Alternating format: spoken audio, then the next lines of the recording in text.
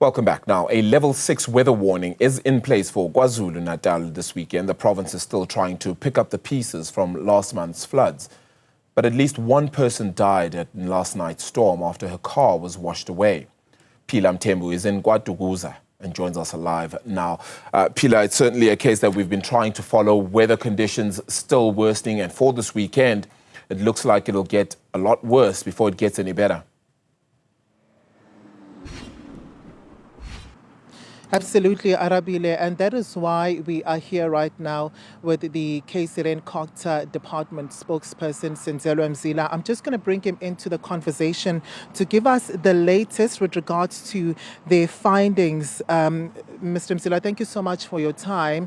Firstly, if we could just engage on the reports by the disaster management teams, what is it that you have been able to find? Any development since actually throughout the day? Good afternoon to you and good afternoon to the viewers at home. Yes, disaster management teams have been responding throughout the day today. There are a number of incidents that have occurred. As we speak right now, teams are busy in eThekwini, they are busy with mop-up operations, but we can confirm also that the large damage that has taken place is largely infrastructure. There's been flooding, severe flooding in a number of areas, damaging roads as well. But we can also confirm to you that we have suffered 2 fatalities as a province. The one fatality was the one that took place yesterday, where a 50-year-old woman was swept away while crossing a road or a bridge in the area of Pinetown. And there's one that has just been confirmed now as well that took place in the area of Mlalazi, where there was a lightning strike. Now, the details there are still sketchy. The MEC4 KZN has sent condolences to both the families and has sent disaster management teams to provide necessary support to the families. You just mentioned around the second fatality that you've told us about now. The details are sketchy, but can we go beyond maybe knowing the gender, the circumstances, when did this actually occur? Okay, thank you so much. From the details that we have, it took place yesterday, a lightning strike incident in the area of Mlalazi. Our teams will definitely be investigating this case as well. But I think the call, though, is to communities for them to ensure that they are safe, because we know that the weather warnings that we've received, they do continue even now. And we did receive just one now, a level 4 warning for large parts of the province that was issued by the Weather Service for severe thunderstorms. So we are calling upon communities to continue to exercise utmost caution as these weather conditions do pose a serious risk to human life.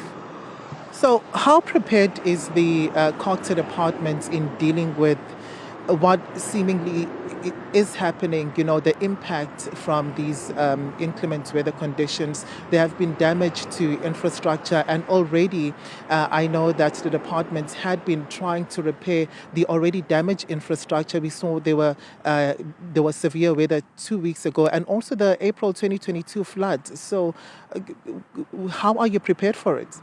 That's a very good question. You'll note that just in the month of February, the province suffered 3 billion rands worth of damage to public infrastructure and also buildings. But I think what has come across from the MEC4 KZN is that he is into partnerships, building solid partnerships with social partners to ensure that our province is disaster prone, is disaster resilient, and that also we are climate resilient. As we speak right now, the MEC just 2 weeks ago signed an important agreement with social partners to ensure that we beef up the resources of the province. Also, our disaster management teams are working closely with municipalities to ensure that information is cascading down to communities and to ensure also that our communities do heed these warnings that we continue to issue on all platforms. So right now, I understand that the disaster management teams are still working on that report. Are we able to quantify anything at this stage? At this stage, it's just assessments that are ongoing right now. Some of them have been disrupted by the weather conditions.